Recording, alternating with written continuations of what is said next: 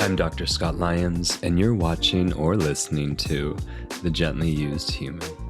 In a world where laughter can be a balm and a mirror, the art of comedy has evolved to become more than just a source of entertainment. It's a reflection of our shared experiences, a validation of our struggles, and a reminder that even in the darkest moments, there's always room for a little levity. Today, I'm joined by Manon Mathews, an actress, comedian, and social media personality whose witty, humor, and relatable content have captured the heart of millions. With a following that spans platforms like TikTok and Instagram and Facebook, Manon has mastered the art of connecting with her audience through her comedic sketches, observational humor, and sage wisdom. In this conversation, we'll delve into the role of empathy in comedy, exploring how comedians like Manon have the power to reflect and mirror the experiences of their audience, creating a sense of validation and understanding. We'll discuss the challenges of receiving validation, particularly from parents, and how authenticity can be a powerful tool for self-expression and connection. We'll touch on the impacts of generational differences, the importance of taking risks, and the significance of self-expression through mediums like dance and movement, my favorite. Manon will share insights in her creative process, the influence of repetition and audience expectations, and the motivation behind creating content that resonates. Join us as we celebrate the healing power of laughter and the transformative possibilities of comedy. Oh, and maybe some impressions that will have you rolling on the floor. Let's get this started. Manon, welcome to The Gently Used Human. Thank you. Thanks for having me. Is this the show? We don't know. We don't know. People don't care. Do you? Vote below. Those who are listening. Hi, by the way. Hi. It's so nice to officially see you in person. Thank you. I've been watching you for a long time. Okay. Not creepy at all. No. Thank you. One of the things when we first met in here and I proposed to you on the floor. I said yes. And you said yes. Thank you for saying yes, by the way. It made me feel I didn't want the less this to ugly. be awkward. Oh, you made it about your looks, huh? Or do you mean ugly as a soul? Both. Both. Yeah, I don't discriminate. They're connected. They're so connected. They're one and the same. They are one and the same. Like a nervous system. Like a nervous system. It's all about the nervous system. It really is. It really is. Regulate it. You regulate it. Welcome to The Gently Used Human. I love it. Yeah, there's like signs here that say my name. Mm-hmm. That feels important and good. I like that Lions is with a Y. Oh, you like the pluralistic nature of my name? Is the Y make it plural? I thought the S did that. I thought you said the S. Oh, Why? welcome to The Gently Thank Used you. Human again. What is the worst and the best question you can ask to a new mom? What is your favorite part of breastfeeding? Is a great question. It's a great question. It is a great question. Do you want me to answer it and then say the second half? Or do you want me to go to Why the don't worst? I ask you? Oh, hey, yeah. Manon, what's the best part or your favorite part of Oh my breastfeeding? God, thank you so much for asking. That My is pleasure. the best question to Thank ask you. a I new came up with mother. it by myself. The way he sucks it down, the milk from the breast, sounds like he's going to town and he's getting so much pleasure from it. It's a pleasure kingdom. So the noises, Mhm. I'm not even getting started on the nervous system and how it relaxes. It feels like you took something and you're just like high. Yeah. But I don't do that. So like, I don't know, maybe to someone who actually does get high from like, Xanax or something, Yeah. it wouldn't even affect them because their nervous system is so shot from using that, Yeah. which there's no judgment. You can use it. I'm just saying you might not feel the effects of breastfeeding as strongly as someone who is pure. I'm just kidding. So do you mean if someone who's addicted to Adderall or something else who then goes to breastfeed might not enjoy the breastfeeding experience? they might not as much as if they weren't on Adderall or Xanax. I wish there was some study. Why don't people talk about this? Talk about this more. And I would suggest not popping one of those and then go straight to breastfeeding because it could go to your baby. You don't want to numb You don't wanna the numb your- mouthing reflex because it releases endorphins It and a does. whole bunch of Oxytocin. oxytocin. Yeah. it's a whole cocktail that Yeah. you don't want to miss. Yeah. So it's the feeling, the noises he makes, the way that it looks. It's so cute. Yeah. So those are the best. And I love that it's nourishing him. Yeah. Sometimes he'll drink too fast though, and he's like, and his neck will go back. I'm like, oh, geez. So it's kind of scary. Nailed the impression or impersonation of your son already. Yeah. Like, he goes like this. For those who can't see, because it's a podcast, right. There's some fish type gestures of the face. It's like it's like there's lips moving and eyes squinting and nose flaring. Those are good. Yeah, I'm just describing wow, you can really flare your nose. Thanks. Did you know that you Did you nose that? Did you nose that? I think I did. It's not one of my best, like I can do other things better. Like what? As far as physical things? Sure. Okay. Oh, wow. The lips. That's like a Dr. Seuss. Oh. Do you practice these facial gestures? I did when I was like really little. Now Yeah. they just come naturally. Did you feel like from that age you knew you were going to do comedy and so you had to start warming up your face? No, I think that inherently came because when I'm around people, I tend to reflect their energy. So my instinct is to naturally mirror people. So like as from a young age, I'd go to my mom and be like, hey, who is this? And she'd be like, oh my God, that's Ryan from across the street. Like that looks just like him. And it made her laugh. And so I think when people do impressions, there's some sort of unconscious mirroring that happens. Impressions is your love language. Is that me? This is you. Oh God, I should change. Why, you don't like it? I mean, this is awkward. Oh wow, you're really good at it. Wow, that's what I look like? It's awkward. No, I think you look good. Oh. Yeah. Then why didn't you? I didn't look good? Because we have different, I think I looked good. You did look good. Thanks. Yeah, you look great. Well, I mean, but if I said you look great, then it makes me sound conceited. Which is didn't you feel like in middle school, I don't know, I always felt like that was the one thing you did not want to be, was conceited. You remember middle school? Yeah. What was it like torture. For you? It was horrible. Oh no. That's where like most of my comedy probably started as like in the bullying way. Oh, what was Because at first going it was on? like comedy about like joy and like Jim Carrey and just like physical comedy. And then it was like, oh, in order for me to survive, I have to find what's wrong with people and then highlight it because I was getting bullied. And my dad said, you got to get it right back to them, which didn't feel good. So did you become an insult comic? No, I don't. No, I don't think so. No, but those years, I thought it in my head a lot, but I never wanted to say it out loud. So you had discretion about like the things you would come. Were they good? Yeah, because I'm so empathic. So I'm like the sensitive comedian. Like I can't. I don't want to ever hurt anybody's feelings. I want my comedy to come from like joy and like, oh, I made you laugh because I like tickled your nervous system.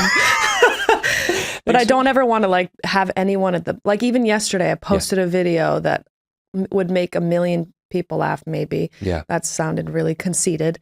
But it would really offend one person and I took it down. Really? Yeah. Who's the one person it would offend? Someone from Love is Blind. Oh, because it was about that show? Yeah.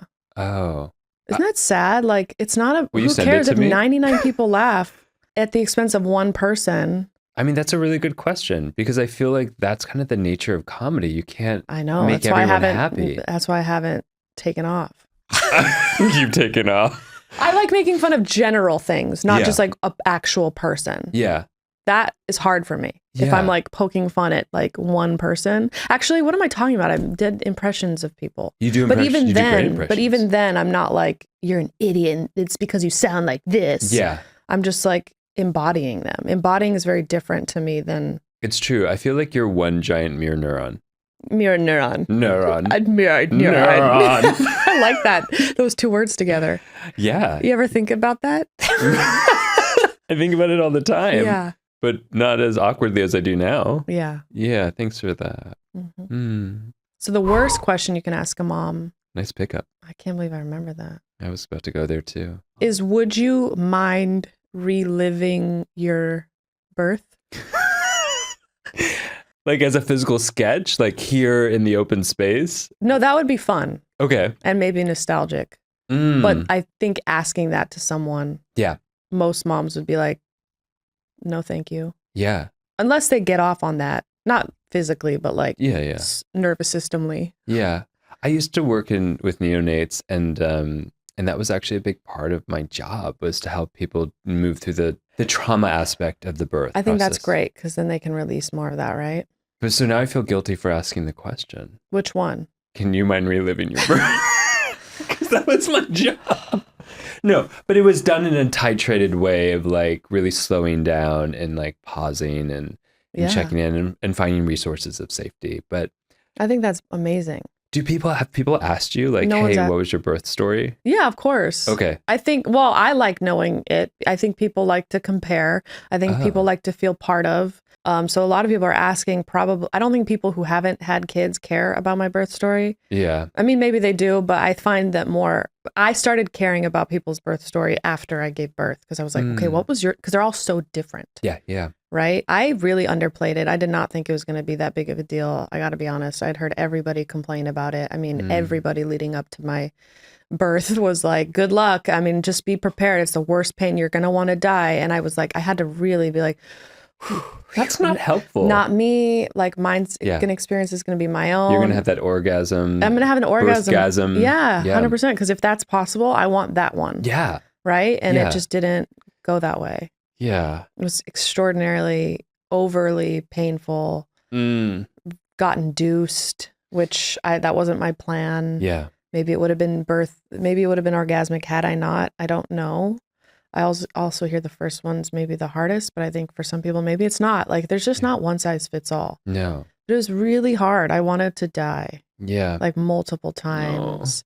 I mean, I've cried a lot about this already, and I've even did a hypnosis session to like release the physical and emotional pain around it, because for like 2 weeks I was obsessing, like, if only I would have done this. Yeah. Oh, if I would have just stayed home one more night. Oh, if I would have just ignored this person. If I would have just drank more water. If I would have, and I was just like, because I couldn't accept that was my birth story, because it was so traumatic. Yeah. And I don't even use that word. Yeah. I don't like the word traumatic, unless it actually is traumatic. Yeah. But I think people overuse it for things that are like, you know, this person yelled at me in the parking lot. It was traumatic. I'm like, no, it wasn't. Like, that's not right. Yeah. I mean, maybe it was for them. I don't want to discredit their, but like, it's okay.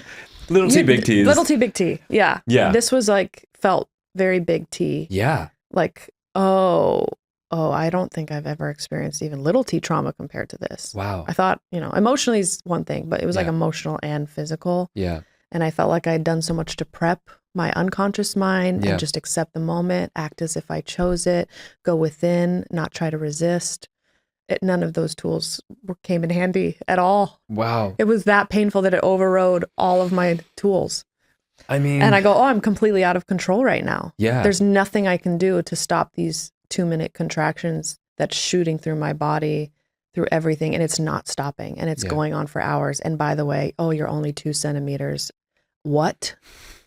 All those hours of me feeling this excruciating pain was for what felt like nothing. Yeah. So that's so intense. It's so intense. It's so intense. It's so intense. And I couldn't believe that other women had gone through that. A lot. I got to be honest, like I did not give it the credit. I think because I was probably scared too. Sorry. Yeah, no. You were scared in what regard? Like, what if it is as painful as they're all saying? I don't really want to find that out. Yeah. I mean, that's auto-regulation at its best. It's like, we're going to like put it on a shelf, and because it's like, kind of didn't have an option. It had to come out at some point. It had to come out. And that's what Johnny, my fiance, was saying as I was pushing, because I was like, I can't do this. I can't do this even another second. Yeah. Like, I cannot. Yeah. He was like, the only way is through. The only way is through, which gave me only one way to go. Did that work for you? Yeah. Oh. I mean, at first it was annoying. Yeah. I was like, shut up. You're not doing this. Yeah. But yeah, when I realized, okay, I have to do it. Okay, fine. Yeah. And the thing that came to me, there was 2 things that came to me 2 weeks later that hit me. Because I'm all about higher power, God, like whatever that energy is, that I'm all about, like, okay, just give it away. Like, I don't have to figure anything out. I'm just a vessel. Like, I even remembered the day before my due date, I was like, God's going to do it. I'm not going to do anything. God's going to do it all. And it was just a way, I guess, to take pressure off myself. Sure. But I also really believe that, and I live a lot of my life like that. Yeah. And I think in that whole time that I was giving birth and weeks after, I had forgotten about the concept of higher power and like universal energy and God's source and all that. Like I completely forgot and was back into like my will. And 2 weeks later, I was like, oh, everything that happened was God's will because it's what happened. And nothing happens in God's world by mistake, I believe. And I heard in my head, God, or whatever you want to call it, love, come through and say, I wanted you to experience this so you could know your own strength. And that hit me like, oh, because I was so afraid of physical pain for a very long time. Like I wouldn't even watch horror films because I'm so sensitive and I'm a mirror neuron that I would watch it and go, oh my God, he's slitting my throat. Like it's like, I'm so sensitive, which is a blessing, but it's also can be really intense. It's so amazing how that functions so well as an actor. Did you say actress or actor? Actra. You say actra? What'd you say? Actress.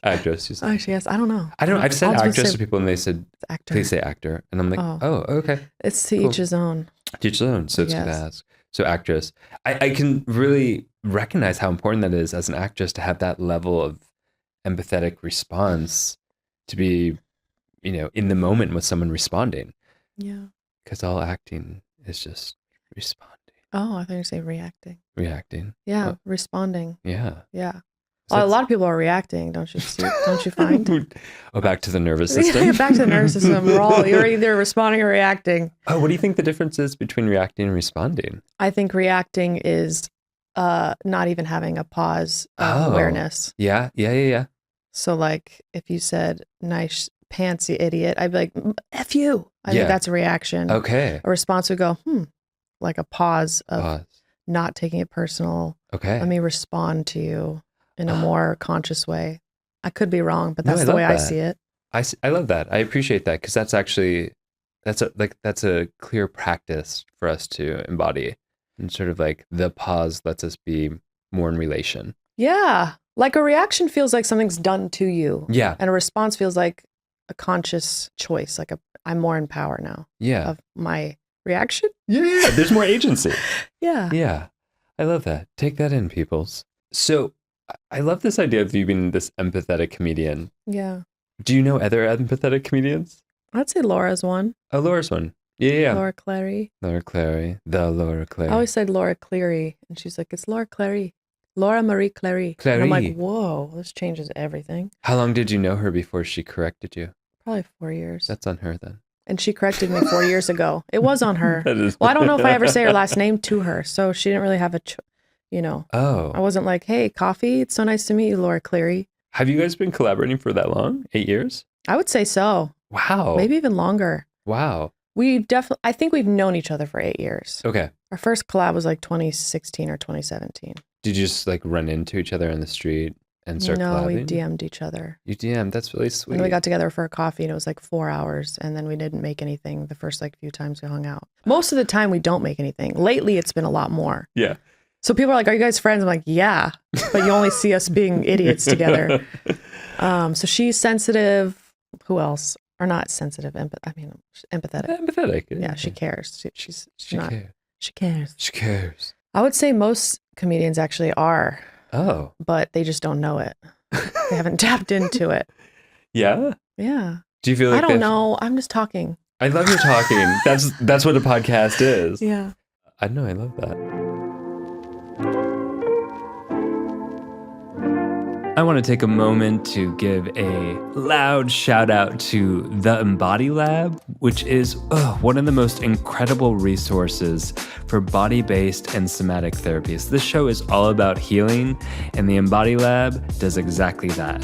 Whether you're on your own journey of transformation and discovery, or enhancing your skill sets in your career as like a coach or a therapist, a body worker, or really any career where you are supporting other gently used humans, the Embody Lab is your place for deep, inspiring, and impactful workshops, certificates, masterclasses, and an incredible community of like-minded folks. I love the Embody Lab. And so do so many other people that call it a platform to come home to over and over again. The Embody Lab is giving my listeners an exclusive offer, a one-time 10% off code to enhance your embodied well-being. All you have to do is go to theembodylab.com and use the code GentlyUse10 at checkout.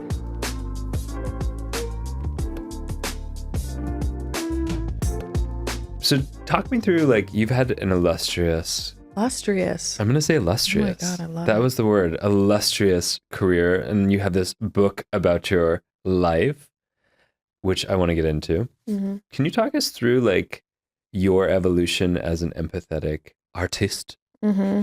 The evolution of it? Yeah, the evolution of your art. I grew up in a home where I was hyper vigilant around my surround. Is that the correct way to say it? However you say it is. I don't know. I'm learning. I learned hyper vigilant in the last couple of years, and I'm like, oh my God, I think that's my life. Oh. So I'm very sensitive to the energy around me. Yeah, hypervigilant is like a locked in focus, like where the majority of your attention is about tracking. Does that resonate? Okay. Yeah. We nailed it. Not as then. much anymore. Not as Obviously, much, I've yeah. worked on it. Yeah. But if I feel really safe and seen and heard, Yeah. and then I feel free to blah blah blah blah blah, and I can be like my loud self. Yeah. A lot of people on the planet would probably describe me as really shy. I know, isn't that so strange? But if I don't feel safe, I don't really talk. Yeah. Unless asked. Like you were here and you're asking me things, so I'm like, oh, he's interested. Yeah. You know what I mean? Wait, so if I stopped asking, what would happen? I don't know. Oh. Well, maybe we've already created a rapport now that I proposed to you the moment you walked in. Yeah, exactly. So like that moment was so safety. smart of you. Oh, Because really? immediately I was like, ah. Oh, good. So it like disarmed me. You're I disarming. I was actually tying my It's a gift. shoe. No, I don't have any shoe ties. I heard you open the door and I was like, do something The way I opened the door. welcoming. Yeah, that's good. You do it with everybody though. I know. Do not. You don't? No. I don't propose to everyone. You knew my energy would like it, huh? I think I attuned into You it. attuned because I you attuned. attuned. Your I- nervous I system will- is attuned. That's a gift, isn't it? To attune to somebody's energy. Yeah. I mean, I think like, that attunement is something we either, because I was an actor, an artist by accident. What? Not by accident. I went to acting school and all of that and did all of that when I was younger. And so it was like a skill set either worked for art, like attuning, although I was just not a really good actor. Mm. And then, How do you know? New York Times told me. Oh, they did? No. What'd they say? Oh, it's like, dang. I did get a bad review once in the New York Times. What'd they say? When I was working more as a choreographer and a director. Choreographer of what? Dance? Yeah. Mm-hmm. That's so cool. Yeah, girl. We both got a dance background. Can you teach me? I can teach you how To to get Dougie? arthritis. Oh, I don't want that. No, I don't. Yeah, so I felt like that attunement skill of like going, ooh, how is this person going to be seen, felt, heard, welcomed, some sense of safety, and then use that more as a therapist. Mm. Yeah. It's pretty brilliant. Thanks. All led you somewhere great. I mean, to this room right now. Yeah. With us. We wouldn't be here if we both hadn't done exactly what we did It's very true. up to this point. That's a trippy thought. I know. Like when you kind of like sit in this moment and you go, all those decisions led to this moment, it's kind of mind blowing. It is. I'm not sure I can continue. And if I know, let's stop. And if you don't like where you are now, Yeah. then make some different decisions moving forward. Yeah. Do you think like then you sit where you are and you see a projected future and the possible like pathways and then start making choices? Or how do you sort of shift? That's a good, I wish I did do that. In what way? I wish I was more intentional with where I was going. Yeah.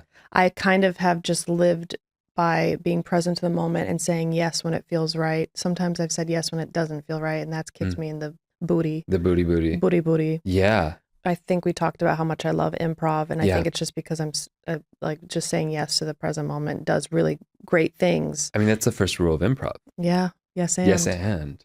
Yes, and. Yeah. Yeah. And. And what is the and? You add information. Oh. So if you're saying like, my name's, Scott. I'm your mom and we're going to bake cookies, I Yeah. would say, yeah, mom. But that would stop the scene. It's like, how about I add information? Yeah. And we're going to sell them at the bake store. bake shop. The bake shop. You would get, yes. Yes. And then I'm going to sell the bake shop to my neighbor who has a tire shop and wants to combine bakery and tires. I'd say that's brilliant because more money, more problems. No, more money, more trips to Costa Rica like we used to do. Like we used to do. Or Costco. Or Costco. Yeah. My fiance's mom is addicted to Costco. She's there every day. Every day? Every day. What if we did a show about doing an intervention at Costco? With the mom or just at like Costco intervention? It's called Costco intervention, but the first episode is with your mother-in-law. You find people that are there too much. Yeah. And you say, why are you here? Yeah, well, it starts with, how are you doing? Oh, right. What's going on? You got to create the trust. You can't just go in hot like that. Yeah. That's you got to nice. attune to Attune. their energy, just so they get you to trust them. How you doing? What are what are ways you get people to trust you? You have, what is it? Eye contact?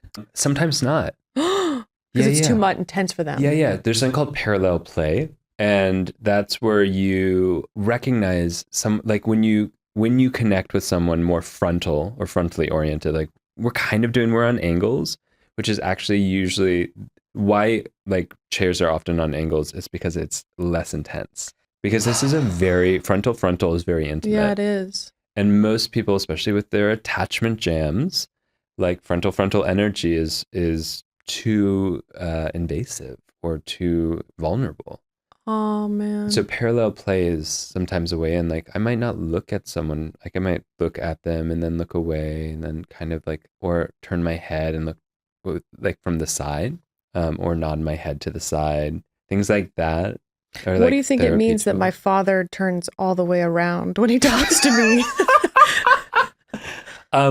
He wants to show off back day. His butt. Oh. He works out a lot and he swims. He's a swimmer and It's something that bothered me actually on Saturday. Really? Tell me about it. Yeah, he came to the breakfast that we were having. The one I wasn't invited to. You weren't there. Yeah.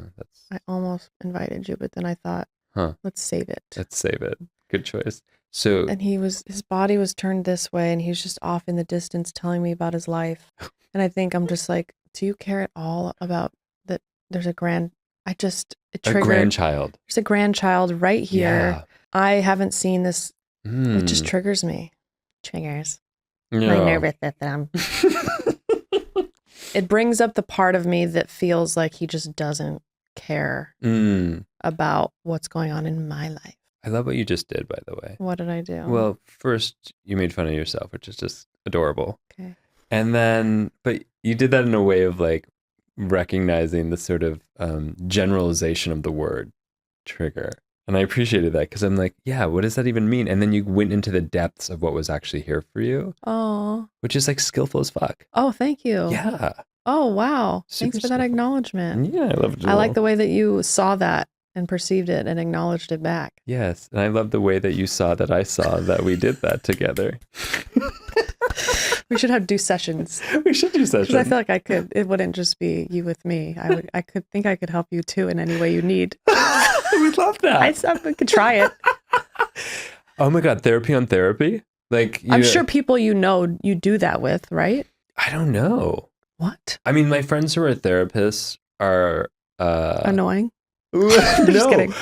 We've all made it a pact to be like, to have the boundary of like, we don't ask each other the therapy questions. We're like, we do the thing that we would want a friend to do. Like I call them and I'm like, my boyfriend did this. And she's like, that asshole. Oh, that's what you want? That's what I want. Like, wow. Yeah. Why do you want that? Because I love validation. Oh, do you want something after? Or do you just cap it at that? No, because then I'm just like, oh, someone saw me, which is the thing I didn't feel I saw myself or someone else didn't see myself. And then I just let it go. That's really nice. I might need some of that too, actually. Who do you want me to call an asshole for you? Is someone bullying you? I want you to call. Do you want me to talk to your dad? Talk to my dad. Let's go back to that. Okay. Did you see how I used the back to the back? Let's circle back. Let's circle back to his back. To his back. Yeah. Facing me. So he was not facing you. What was he attending to? His own thoughts of what he's up to in the world. Interesting. What happened after that? There's a couple things. Yeah. Well, he wasn't back to me, but he was definitely like not towards me. Yeah. It doesn't need to be like head on. Yeah. That reminded me of like acting. Yeah. When you just stare at someone, and it was really intense. And often I would cry because I just felt so like, oh my God, I'm being so seen. Oh. I don't realize how intense this is and how much I haven't felt seen in my life by my father, who loves me. He adores me. Yeah. He's doing the best that he could. Yeah. And I think I so desperately want to be seen by him. He does this thing where let's say I'm expressing something about my day or something that means something to me. There's no, I hear you, like, wow, or any sort of reflection. It's straight into, I had this dream the other night, and he changes subjects a lot. And I've had to ask, like, is there any way you can before you start this new tangent that has nothing to do with what I said? Yeah. I don't say it like that, but would you just mind saying, I hear you? Oh, how did that go? He's practicing it sometimes. Sometimes, yeah. It takes him a while, Does he have a sense of what's happening in the in-between space when you share something? Do I have a sense, or does he? I don't know what he has. I know you have a sense. Yeah. I was going to go to that you second. You sense that I have a sense. I sense that you had a sense, and yes. I don't think he knows. I don't know. I don't know what happens for him. Okay. Either he wasn't listening and he was just thinking about something that he needs to say. Yeah. Because I think while my dad's a very funny man, I think he actually deeply is insecure and really wants to be loved by me. Yeah. And his way to do that, his tool to do that, is to be a bit braggy about him and his life. Yeah. Like, if I just say all the cool things that I'm doing and all of these insights that I'm learning, then I'll be loved. And I think he probably wants to be seen on some level. Of course. And I try to do that. And then it's like, I want it to feel reciprocated. And then the little girl in me gets like, meh. And then I sometimes get reactionary. Sure. I react rather than respond. Because I'm just like, you're the adult and you should be, you should be able to, like, where's my dad? Why am I having to lead you? Like, I get little like, I'm tired. Like, can you hold me? Yeah. It's amazing how I feel like we desire that from often a parent who never cultivated that or never got that cultivation. Yeah. And so, I mean, I hear you. It's like, you're almost describing an inner child that's showing up. Does that resonate? Yeah, absolutely. And that's what makes me so sad and want to just drop it all, is the thought of him not giving that to himself or having the tools to, because I often find when people are really prideful about what they do, or maybe they haven't even attached pride to what they do, oftentimes they don't even need to say what they're up to in the world, because they just know it. And it's not like they haven't attached their value to it. And I've always found that pretty attractive, Yeah. So I think I find when he's doing it, it's like, I could say it's really unattractive. I could also say like, it's reflecting that he's insecure, and I don't want somebody that I love to be insecure. I want him to just actually settle into his knowing. Because when he's in that space, it's beautiful. Yeah. And that's who I love spending time with. Yeah. And I hope he doesn't listen to this and get offended. Or maybe he hears it and it's an opportunity to reflect. Maybe. People, maybe. I mean, that would be awesome. Hey, Dad. Hey, Dad. Hey, Dad. Hi, Dad. Take a pause. Take it in. Where in this resonates with you? So let's go back for a moment, if we might. Okay. So the other day, what I like to do is then go apply this. Like, so we're going back to the moment in time, because we're unearthing stuff, and then we apply it, and then we unearth more, and then we apply it. Is my favorite thing. How are you doing with this therapy session? I love it. I'm here for it. So what did you share with him that was really important for you, that was a miss? Like right before, was it just the baby was there and that was like the share? I think that was the general share. Yeah. I don't know if I had anything in that moment to share. Yeah. That's like a past thing where it's not like, honestly, I don't even have a memory of being asked questions and waiting for answers. Oh, wow. So I think because he sat down and just started talking about himself, something that I've heard now 3 or 4 times, it's this general annoyance that, well, one, I knew he was going to do this. Why did I invite him? This was like, we had put so much effort in coming here with the baby to sit out at this thing. And now I'm annoyed. I'm almost mad at myself for not like for having a different expectation that Yeah. like things would be different. Yeah. It's amazing how like truthful expectations can sometimes reduce the tension Mm-hmm. in that way of going like, this is who they are right now. Yeah. I mean, not to excuse like the miss on your part, but I'm like, oh wow. Yeah. Okay. I also totally hear that like you really have a clear understanding of his limits. Yeah. And yesterday he actually came over for dinner, and something that I said beforehand was, because I was kind of like, "Ugh, here we go. Like, what am I going to do?" And I thought, you know what? I'm going to make a conscious effort, even if he doesn't ask me something, to share stuff. Yeah. And kind of lead. Yeah. And actually it went pretty well. And I don't know how much he paid attention, but at least I felt like I could express something. Yeah. Without being asked, which is hard, was hard for me a lot in my life. I don't always feel called to just start talking. Yeah. Unless talked to. Yeah, you mentioned or if that. somebody feels interested. Yeah. And to go back to, I mean, there's a lot, I think, because in that one moment, there wasn't something that I needed to share other than, I guess, the general state. Because I think I'm assuming what you're getting at is like what wants to be heard within you that he missed. Yeah. And there's a lot.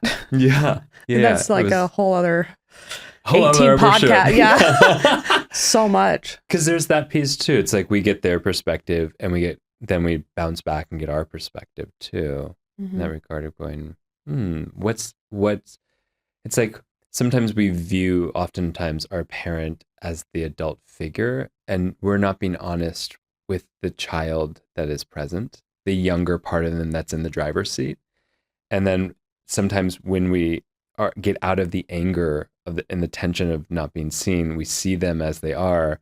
It allows us some space to start to see ourselves and what was missed. Oh my God, there's this whole suitcase of shit I've been carrying of misses. Oh, man. Yeah, that's intense. Yeah. And then it makes me sad to think about what I've missed. Because why is he repeating himself? Did he not feel heard the first 3 times he said it? Yeah. Or is there something wrong? Like, something that's come up is like, is he remembering that he's told me this? I know that every time things are repeated, there's an opportunity for new information. Sure. So maybe if I start changing my listening, I'll hear something new, and then I can actually inquire and hear more about it, and then maybe he can settle into his. That's assuming he can have what's called like a validation reflex, which is like, as someone who's really empathetic, like you are, you hear people, right? And then you reflect back the way that they're literally mirroring them. The utmost example of mirroring and reflecting back of like, I'm here with you. I am almost you. Right. Or I'm with you in these ways. I'm walking beside you or in your shoes. And when there's an absence of like a validation reflex, it means that someone actually can't take in the reflection. Oh. And there's an actual physiological response. There's a part of the brain that lights up when we're validated. And what happens in reflex is that the muscle tension in our body decreases. And so you can recognize when someone can actually absorb what's being said by the validation reflex. And oftentimes we'll repeat ourselves, or we'll say, I don't feel like anyone listens to me. No one really understands me. But part of that truth is that I can't take in the reflection. Wow. I never heard that before. Oh. Finally, someone's taught me something I don't already know. Shit. I'm kidding, obviously. I know you are. But I love that. That's really how I'm obviously going to make this about me. Please. I'm curious, what has been have I been able to have a validation reflex? I think we all have, and I'll answer that, but like, but first I'm going to skid around it to make you uncomfortable of like, why is he stalling? No. Oh my God. I think that not every moment we're going to receive or absorb. It's like, am I safe enough? Do I have the resources available? Meaning like the sense of resilience and the things that give me a sense of ground. Do I trust this person? Right. Am I regulated in my nervous system? Whatever. And I think there's a lot of features. And then what's the common experience? Like if we grew up with a lot coming at us that was like mean, then the aperture to which we will receive has closed, and we're not going to really be able to take someone in. This explains so much. In what way? Well, oftentimes people that love me will say, do you not read the comments? Like, do you not know how that person, they just came up to you and said that you changed their lives. Yeah. This person, every single day, people are telling you, Yeah. and I don't feel anything. I will say when a person comes up to me in person, it's a lot more kinesthetic, and I can drop in and really see their smile and hug them or whatever it is. And I do feel that. Yeah. But even that, it's so fleeting. And then I'm like, yeah, well, that's not really about me. That's a reflection of them. They're projecting the love that they have within them. And it's not, I really make nothing about me as a way to protect myself from when people are upset. Yeah. But unfortunately, that's kind of made me feel pretty insignificant in places that I perhaps maybe do have some significance. Yeah. Maybe someone really does follow me and care, and like they really care about my journey. And again, I can always quickly just downplay it and go, yeah, but that's like, again, you know what I'm saying? I do. And so I think energetically to protect myself, not received certain validation. Yeah. Or necessarily expressed. Expressed like what? Openly expressed. Like if not being asked, you said, like there's not the expression. Mm-hmm. Did I get that right? Expression of what? You. Like if not being asked, you're not sharing. Yeah. That's what I mean by expression. So it kind of goes both ways. Yeah. And I think about 100%. Wow. And I think about that in relation to like, because I have a lot of friends who are like what I would call like a mirror neuron. Like they have this uncanny ability, like which I never had. Like I was terrible at impersonations. I was just not good at like scene work, or not good enough in my opinion. And like my friends who are just like chameleons, and like literally they would reflect.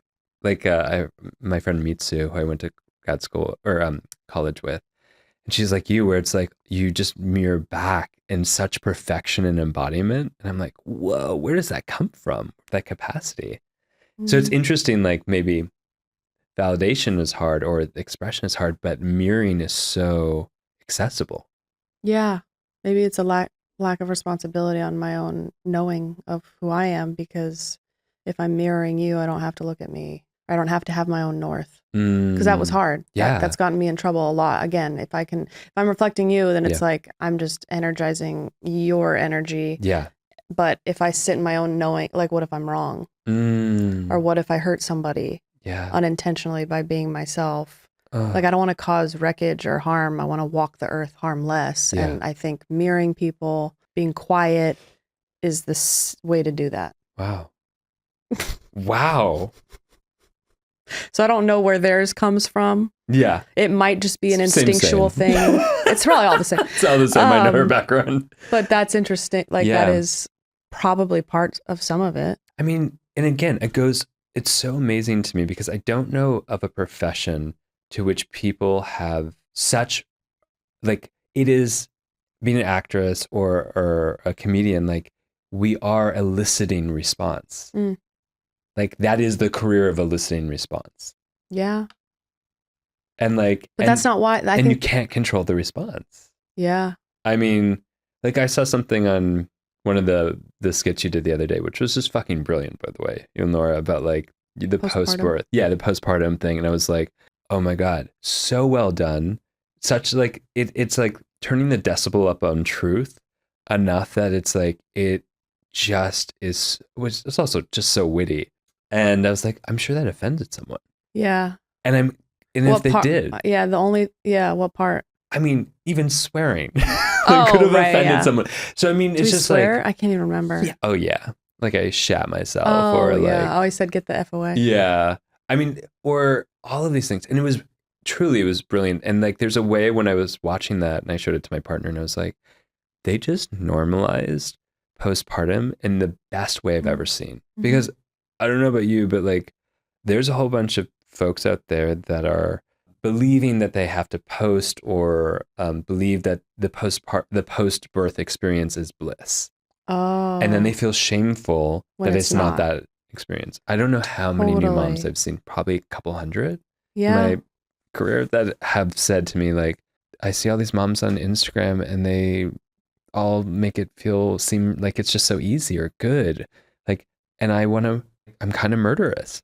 You know? Well, I mean, isn't that all social media too with every subject, right? Yeah. It's just like you see people's best moments. Yeah. Because that's what I guess we were conditioned to post is like the highlights. The highlights. Or the lowlights. Yeah, now. or the lowlights. Yeah. Now people are really like They're filming loving the themselves lowlights. crying. Get that light right. Yeah, it's like, hold on. Hold on, I got my Yeah. pause tears. Pause Which tears. is kind of interesting, like Yeah. there was a time where no one would ever do that. And now No. that's like the thing. And I wonder if it's helping anyone. You did this brilliant job. And I'm sure you offended someone. And it's like, and just by the nature of being an artist, I feel like it's eliciting. Yeah. I'm not and yet, yeah. this is what's funny. Tell me. I don't think that's been my motivation in making content. No, you're not a subversive artist. What's that mean? Means like the intentionality behind it is to subvert, to like make people uncomfortable, to distort and make them elicit uncomfortableness. Well, I don't even know if it's to make them laugh. Oh, really? Yeah. What happens if you make them laugh? Because you're doing that all the fucking time. It feels really good. It does. Okay. But I don't see it. So it's like, unless I'm doing stand up or doing improv, which is very few and far between nowadays. Well, we're going to be doing some improv today. Great. But it's not, my intention is, what is your intention? Oh, I thought it was. Yeah. I would tell that's my intention, is just to make you laugh. Yeah. My first one prior to that, I think, is to make me laugh. And that has been my gauge, is if I'm laughing at something that I'm doing, that's been like, well, then I'll share that. I love that. However, okay.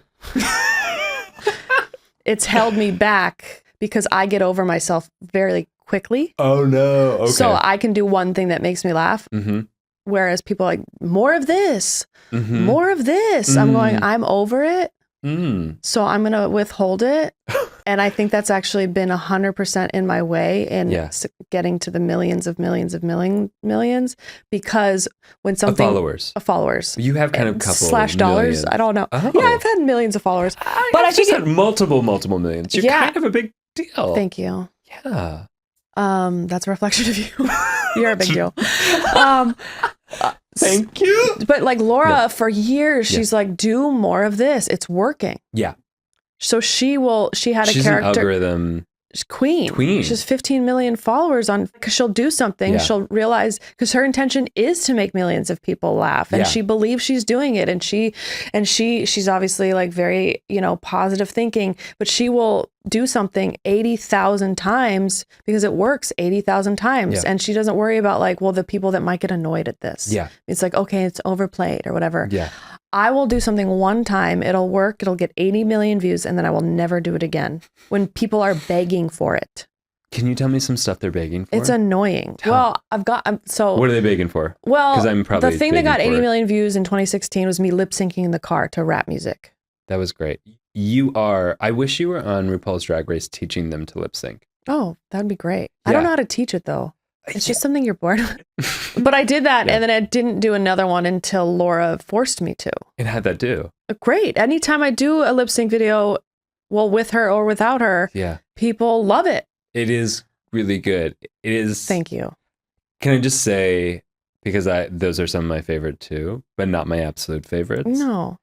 And the one reason is because it feels like it's pouring out from you. Yeah. It is. I was a drag queen. I couldn't lip sync with shit, so I just sang. So you just sang? Yeah. Which is a whole other expression. But I couldn't. That was pouring out of you verbally. Yeah.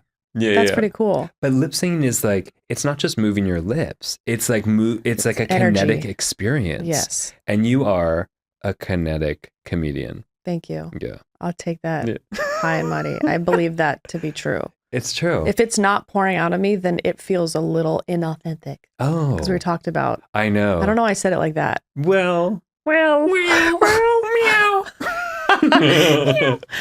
Yeah. Those are all like one takes because that's all the energy I have nowadays for my neck, because I generally have to go for the chiropractor after because it's stuck energy that I believe shoots out of me. Yeah. And so people like that, I'm doing now more because Laura's like, it's not about you. She's a pusher. She's a pusher. She's helped me so much get out of my own way because I'll do, like I said, or indie singer. I'm like, okay, I think people like this because the numbers shows this. Yeah. They say, please do more. Yeah. Even though I don't want to do anymore, or I think I don't want to do anymore, even though when I do it, I'm like, ha, ha, ha. Like I'll do more. Yeah. Good. And then surprise, surprise, people like it again. But like, I'm just now learning this. There's a character I have, Little Susie. It's this little girl. She's up to no good. She's up to whatever. no good. She's up to no good. my fiance, so weird, Johnny, my baby daddy, he's like, you can't just do little Susie once every 2 years. No. Like people want, this isn't about you, Manon. People want little Susie. They want little Susie. And I got to give it to them. And I got to get on. I don't know how to get in that state other than maybe put on the clothes and do the hair. That's why wigs are so great, because then you're just like catapulted. Or like music is so great because then it's like a state change. Yeah. And so I just got to figure out how to. I feel like that's something actually we could just even recommend to the general human being is put on a wig, have a state change. Yeah. Good luck crying about whatever you're crying about with a long blonde wig on your head. Yeah. Look in the mirror. Are you still crying? Probably not. Or you're crying differently. We don't have enough wig therapy in the world. We should. Let's start it. Let's start a revolution. Yes. Because that's like the book Alter Ego, where you like every, Beyonce, Sasha Fierce, athletes, people use these alter egos to state change. I mean, I'm sure I do it with the characters. Like you put on the therapy hat or whatever. You're not the same. No, I'm the same. Oh, you're the exact same. I've never been less, more authentic. Well, there you go. Some people are just gifted. Certain people, like certain friends, I just get really boring and not funny at all. And I'm just like, well, how do you feel about that? And I feel like they don't even know this other side of me, or people that meet me, see me online, and then they're like, you're not the same. Yeah. Why are you so calm? Because you're regulated. Yeah. And there's no camera on me. There's no camera. What is the point? Cameras on. Oh, well, if there's not. Yeah, if there's not. Yeah. I'm like trained from my dad would film me all the time. Oh my gosh. So like, some people are like, ooh, camera. I'm like, finally, I'm alive. Wow. It's like a permission. Oh, 100%. Wow. It's a permission. I love that. Yeah. I feel that. Do you ever imagine as well that there's just a camera crew watching you? I should, because then I would be more turned on in the world. Let's do it. Oftentimes I feel not turned on in the world. I'm going to give you that homework for a week. Is there, you now have a reality. I feel like that feels so good. Does it? Yeah, that feels really good. And what most people, or what some people might be listening to and going, well, that's kind of weird. Actually, my friends, that's just called bringing in the witness. Oh. That's bringing in the witness. Like, because that's mine. That might not be everybody's. Like, what is your permission? What is your witness that you would need in order to feel seen in the world, in order to be turned on? To spark open. To be yourself. Yeah. Spark open. Love that. Yeah. That's really good. Yeah. I really want to use that in the world. Do it. I used to do that in when I was younger, and then I felt guilty about it. With cameras or with something cameras. else? Guilty? Why? Because people dancing. would judge or something? Like you assume that they would judge? If I told them that's what I was doing. Because when I was dancing, I didn't attend to the audience as much as I attended to this idea of cameras all around me so that I could feel more three-dimensional. Because when I got into dance is because I felt so like flat and that's two-dimensional. Why you got into it? Yeah. Because I had this sense I didn't have a body. Interesting. Maybe that's why I got into it too. Yeah? Maybe. I mean, the music moves me. Regardless of camera, like if there's music, it moves me to the point of like, I can't not. So that has nothing to do with camera. But I would dance in front of the mirror for hours a day growing up. Yeah. That was the only way I felt like I could express myself. I love that. Maybe because it was like, I don't exist without it. Like nobody's validating my feelings here. Are they real even? Yeah. I always found like music is a beautiful accompaniment of ourselves in that way of like, it's like music is surrogating a witness that we probably didn't have as parents. I love that. I was listening to Eminem this morning. Which one? What song? Can you share it? I don't even know the name of it because it was on. It's not like a well-known song. I think it was called "Walk on Water." Oh, what were the dance moves you did? Well, I didn't dance. You didn't dance. I guess is this dancing? I would call it because it was more like way he gestures and raps it comes through. It's so emotionally. Yeah. If you've heard, that's why I get moved by him. It's not just his works. What? Words, what'd you say? I saw 9 Mile. 8 Mile. It was something 8 Mile. 8 Mile. Yeah. I knew it was a number. I don't even care about that movie. I mean, I like that song. Yeah. I think it's a great movie. Eminem, sorry. I didn't mean to I don't think he follows me. Okay, I don't think he follows me either. But I don't think I'm his audience. He has so many cool, amazing lyrics that he speaks with such intensity, like he's feeling it in that moment. Yeah. And I feel it in the music. Yeah. I don't really listen to Eminem that much, but today was the day. In the car. I almost filmed myself listening to it as an extra witness, not only because the music, I was like, I got to share this lyric was someone and me listen. That was really, I think sometimes I'm like, am I a narcissist? No. I could be. You're just bringing in awareness. So that's all? That's it. I think what is a narcissist? Narcissism is when we're imprisoned within ourselves. And so we become the only person in the jail cell. And so there's no relationship to other people. It's a great description. Yeah. I mean, people are like, it's all about like, I see all these videos and these like experts, and it's so unhumanistic the way they talk about it. It's like, they're focusing on the behavior and not the internal experience. That's the entrapment. Like if you're the only one in a cell, of course you're going to talk about yourself. Yeah. You can't be validated. You can't receive. You can't express outwardly enough and feel like anyone's receiving you because there's bars in the way. Yeah. So what do you do to combat that? Let's say my father, for instance, if he can't receive, even if somebody's hearing him and reflecting, how do you break through? You work that insula, honey. What's insula? The part of your brain that receives the signals of your body. How would I work it for him? I mean, work your insula. How? I mean, like that's like the emphasis of like, or the foundations of like somatics is just like attuning to maybe your breath or your heartbeat, like starting there and then working your way into the nuance of sensation and emotions. And because oftentimes we are not even related to ourselves to relate to someone else. Yeah. And so it's like you said, like insecure. Another word I often use for insecure is like, there's not a self state to feel secured in. Yeah, I'm my father's daughter, so I think a lot of this, when I'm asking about him, I'm like, my deeper fear is that I'm going to become like that, or on some level I'm already like that. Sure. And I guess that must be true if the, receiving, to a degree. Yeah. Obviously I've worked on it and I've tried hard to receive and be receptive and all these things. And yet I just feel like I have so much more to go. I mean, welcome to being a gently used thank you human. for having me. It's good to be here. It's good to be here. Welcome to the show.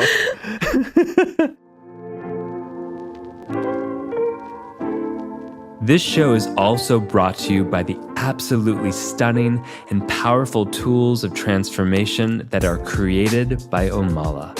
Oof, even the name Omala transports you to a place of flow and vitality. These are some of my favorite products ever. They have an amazing color-changing yoga mat that responds to your temperature and presence and reflects back your posture in real time. There's this incredible smelling skin balm candle that heats up to activate all the essential oils and vitamins that your skin has been craving. I mean, look, if I could live in a giant bath of this candle, I would 100% do it. They also have these journals that lead you into profound insight, and then you get to plant those journals to create a stunning flower garden. What? I mean, if that's not deep and inventive, I don't know what is. If you're someone who desires to live a luxurious flow of life and who believes in transformative wellness, then you have to check out Omala. Omala is giving my listeners an exclusive discount to treat yourself to something that is as special as you, boo. All you have to do is go to omala.com, that's OMALA.com, and use the code DrScott10 at checkout. And a portion of every purchase goes to an incredible charity. You got this. I want to talk about your book, and then I want to get to some improv. What inspired this? Because writing a book is an experience. Yeah, you would know. Yeah. So what was the impetus? Like, how did you know it was the right moment and time? I had thought, well, listen, I had been told that I should write a book. Okay. Because you're funny as fuck? Thanks. I think it was more of the other thing. I would go live on Facebook and have conversations similar to this, and people were like, damn, you should write a book. It was the other even part of your life, which is like the motivational speaker. Yes. And the non-funny part. Are you funny when you do motivational? I don't think so, and I want to be. Guess what? That's our game today. How can I do that? That is it? literally the game we created for you today. Great, perfect. So we're going to get into that in just a few minutes. I got married. That didn't go well. Didn't go as planned, just like the birth. And that was like the missing piece, it felt like, for me, to where I go, okay, now I can write a book. I feel like there's one really intense thing that happened to me, around me, for me, that I went, okay, now I can write it. Also, it's 2020, not a lot going on. I got time. I got the time. And I had somebody reach out on Facebook and say, I will, they had the accountability. I will help you do this. Wow. And I was like, all right, well, if I have help. Yeah. And someone keeping me accountable. Yeah. That's really helpful because up to my own, I'm not going to write a book. Yeah. I'm going to sit down and write. What are you talking about? I'll dance a book. I was just going to ask you. Can we dance a book? Yes, you can. That'd be cool. Like a CD of dance. That's how I wrote. Of dancing chapters. Yeah. That's how I wrote some of mine. Is I would literally like roll around on my floor, record myself. Because I'm a kinesthetic learner too. I love that. And like sitting at a computer, I was like, I could get a paragraph done in a day. But if I recorded myself, I could. Yeah. I'm gonna do that for my next book. Get it. I'm gonna What's ask your you next book questions. I don't know. Motherhood. Nice. Birth. Post-birth. Post-birth. Post-birth. Love after betrayal and heartbreak. Oh. Keeping your heart open. Keeping your heart open. Not generalizing. Yes. Not being a victim. Ooh. Because that could have, what I went through in the, it almost felt like an energy, like switch the energy. Switch the energy. No, I wish I had gestured to you to switch the energy, but I knew it wasn't, but I wanted to look at it. Because sometimes I do. I don't know if you do that with energy, but I'm like, yeah. There's a move. Yeah, you just gotta move. I don't know if it does anything, but it feels nice. Of course it does something. You think? You gotta move that shit. Move it through. Energy is meant to move. I have friends that move it through all. And they really embody. And I'm like, just listen to what I'm saying though, because I'll be like, oh, and then it was so painful, and I felt like everything was tightening. And she's like, what happened? And I'm like, all right, calm down. You're now hijacking. It feels like a hijack. That is a hijack. You gotta hijack. You can't outdo my expression. No. But but then you want to I guess it's like maybe I'm not expressing enough. Maybe I'm triggered because you're out expressing me, and maybe I'm not in my fullest expression right now. Or you can hold space and have a smaller decibel of expression in yourself to give room for your friend to have their experience. Yeah, maybe they weren't reading the room. Oh, by the way, y'all, the book is called Funny, How It Works Out. Implying that it works out and that it's funny how it does. Right? Is this the word funny in here, like, I know it's more of a motivational book in that way. There's comedy, of course. I know. I feel like you're really good at, again, making things on both the spiritual level going, like you talked about before, like it normalizing or giving it context and giving it some like space about like learning and like how we learn from something. So it's not just in vain. Mm-hmm. And then you put on this twist, like you do so well, of like putting life under a microscope and letting us laugh about it. Mm-hmm. Yeah, that feels important to me, actually, is being the vessel of whether I look stupid or dumb or vulnerable. Yeah. I'd rather, that to me feels really important. Yeah. Like, why hold back on something that could heal? Yeah. Help heal? Yeah. Because obviously laughter is very healing. It's a tension release. It brings light to the truth in a really energized, fun way. I think people can learn about themselves through what they laugh at and what's funny. And there's always humor in tragedy. Obviously, it's a fine line. And so for me, if I can point to the truth in a funny way, that feels like really important. And I don't mind being the butt of the joke, or I don't mind being there's a lot that I'm not embarrassed about anymore. Also, I also had a therapist a long time ago that was like, because I told you I got bullied and made fun of. And so it was like, now I can control when people laugh at me. And they will not laugh at me without my guiding of it or consent. And I found that really interesting. Because I was like, that makes sense. Yeah. I think there's a real truth to a lot of it. Because I don't want to feel stupid or left out or like, I think that's what a lot of humor is too, is saying the wrong thing, right? Yeah. It's like going in the other direction of what the norm is. Oh, for sure. And so, oftentimes a lot of what I say is because I don't know the answer. And so people think that's funny. Oh, she must be so clever. And it's like, no, I actually don't. I'm saying this answer because I don't have the answer. Yeah.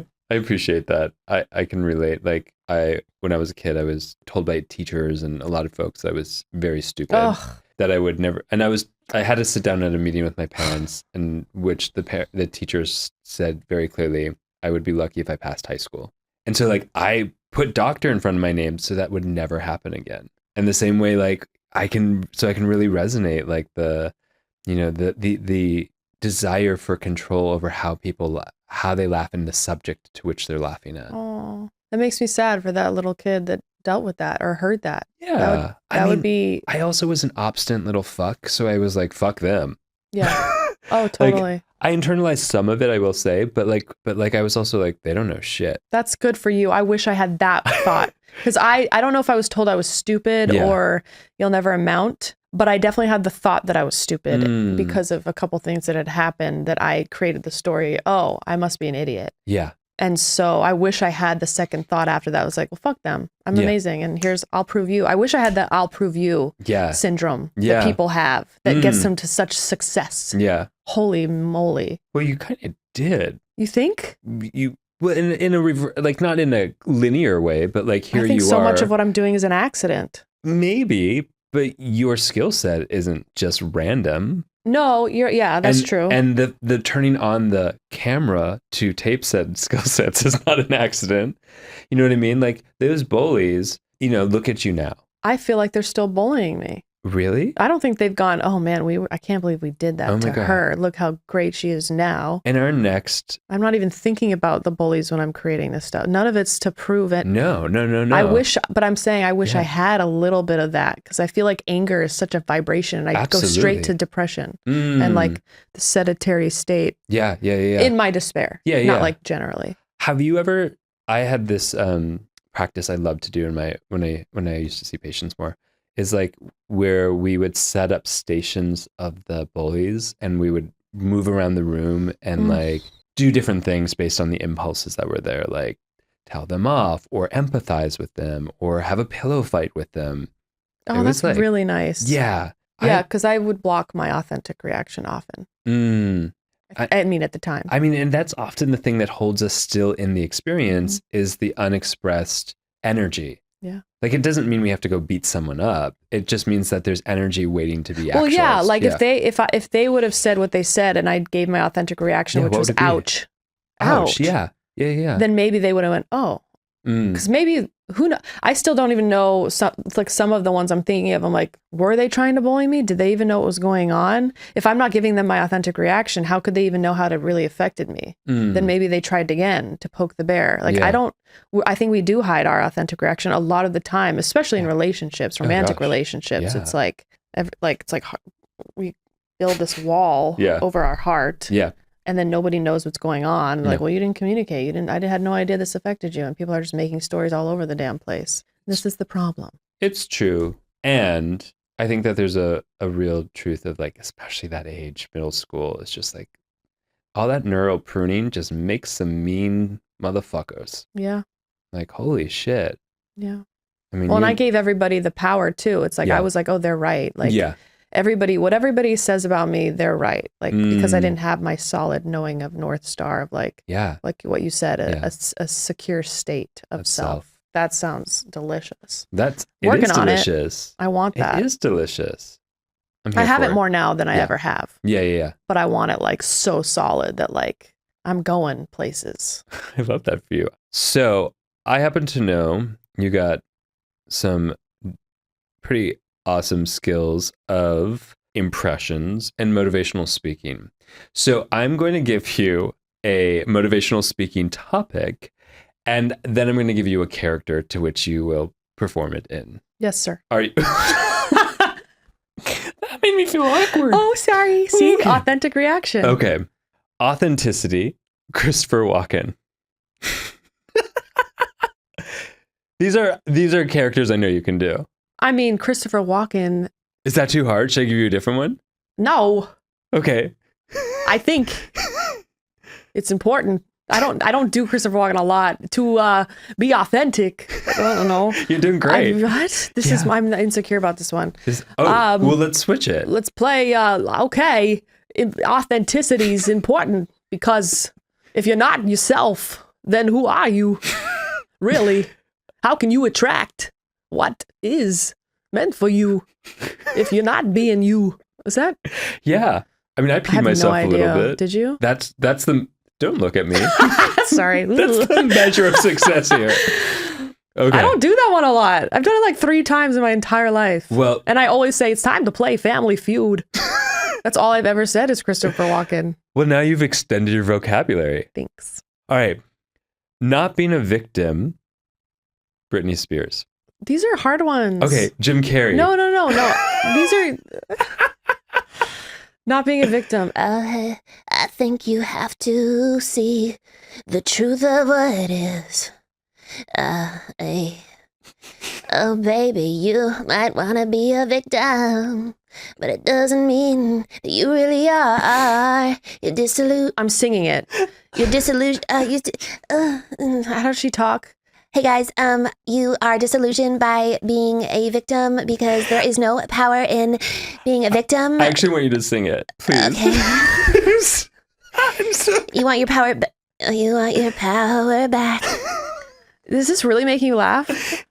This is funny. This is funny. It is? It's so I can't tell. My face hurts. You're not faking it. Oh my God. This is crazy. Do you see the wrinkles? And I've had more Botox than anyone else. And it's moving. You've got my face moving. That's nice. Was there any lesson in that though? She just sang There's always a lesson. Okay. Okay. The body doesn't lie. People do. I'm going to let you choose. Yeah. Thank you. Jennifer Coolidge or Jim Carrey? The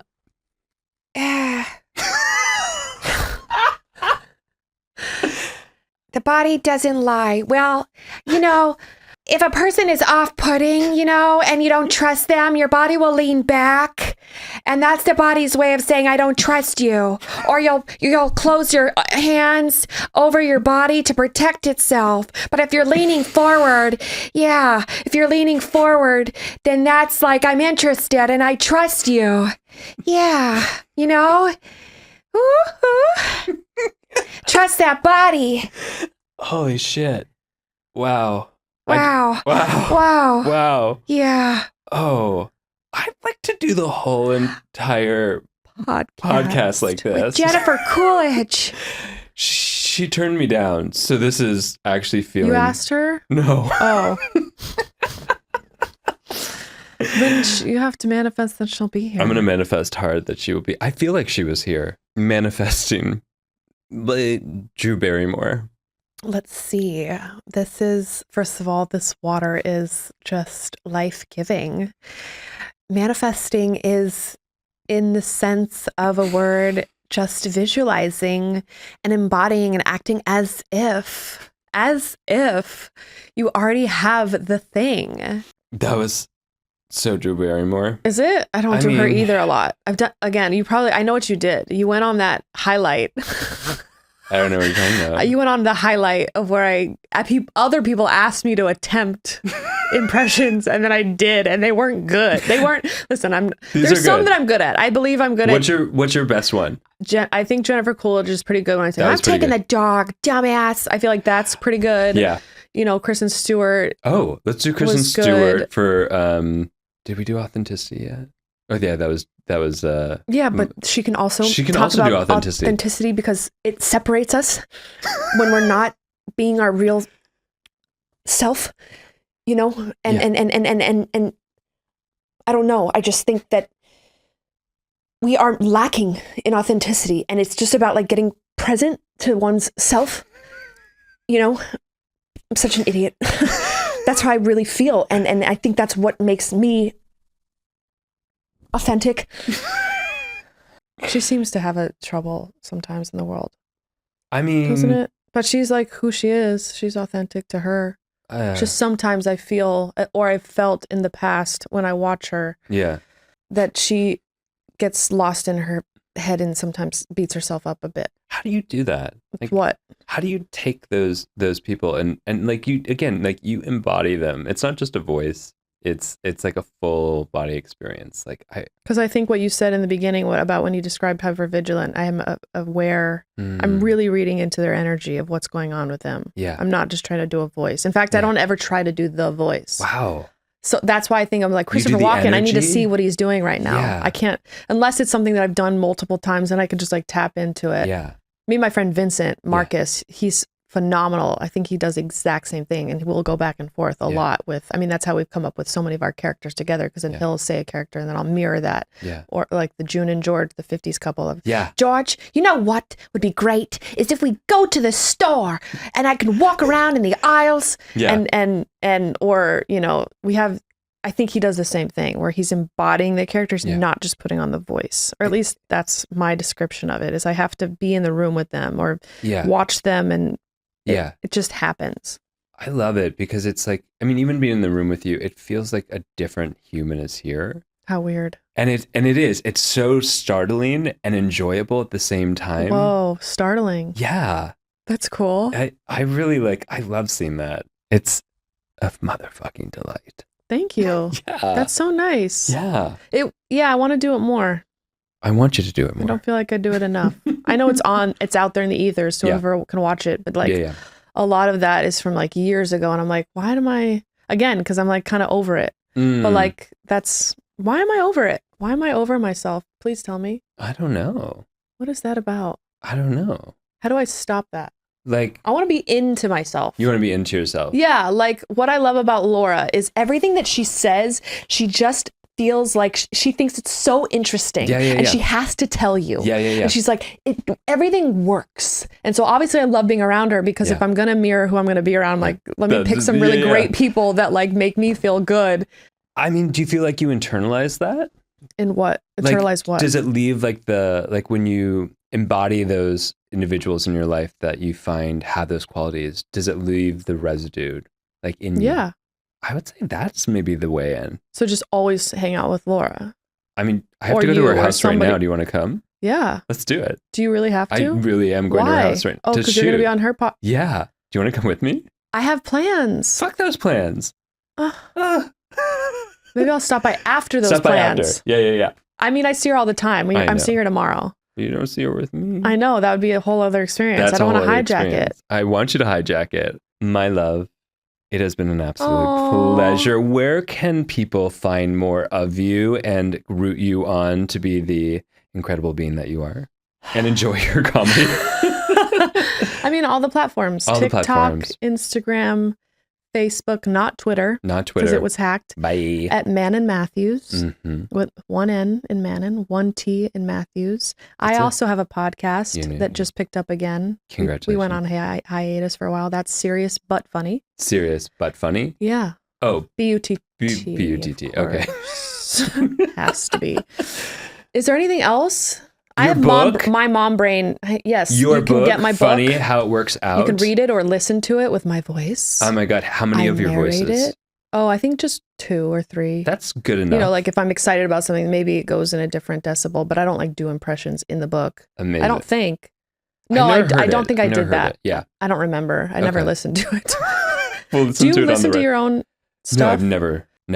Ever. Really? No, I've listened to my own podcast. Yeah. To give myself notes. Oh. But I have never listened to like my own book or anything like that. Yeah. No. Or videos. You don't watch your own videos? Mm-mm. Do you? I love that about you. I watch my own videos. I did yesterday. I went on a deep dive and I scrolled, and it was like I was finding it really entertaining. If I was as funny as you are, I would definitely watch my own But that's videos. not like a common thing. I more stray on the way of you. Like I don't, once it's done, I'm not going to like harp on it or look back at it. Yeah. Definitely not I mean, I've listened to a couple podcasts, same kind of reason. And I realized, oh my gosh, I talk over Johnny a lot, and I need to work on that. Notes. That's the job. Yeah. But like acting jobs or whatever. Yeah. That being said, I think it's also, I do it as a way because I'm like, I don't want to be hard on myself. Yeah. But my videos, I kind of find entertaining. They are. Yeah. I've watched them more If I than go once. away from them a while, I go, oh, this is fun. They are fun. Should make more. They're more fun to do. Agreed. Creating is for like Instagram. If you're a creator, be a creator. It's not like I go on there a lot to consume, and then I get really depressed. Don't do that shit. I got to be on there just to create. Creating is so fun. I think that's why we're here. Thank you for coming. Thank you for Thank you for entertaining and educating and bringing your wisdom to the gently used humans of the world. Thank you. Thank you for having me and for the reflections and for your presence. Oh, I feel like I got to experience fun and some freedom and some things that I'll take home and think about. oh my God. I'm cheerleading you on. Thank you. Thank you for listening to the Gently Used Human podcast with Dr. Scott Lyons and friends. Visit gentlyused.com for fun extras, including submitting your questions for advice from a Midwestern mom. And don't forget to spill the tea and gossip about the show with all your friends and frenemies. And you know what? Show us some love by giving us 5 stars and leaving a review in your favorite apps. This helps us connect with all the other gently used humans out there. Oh, and by the way, you look fierce today.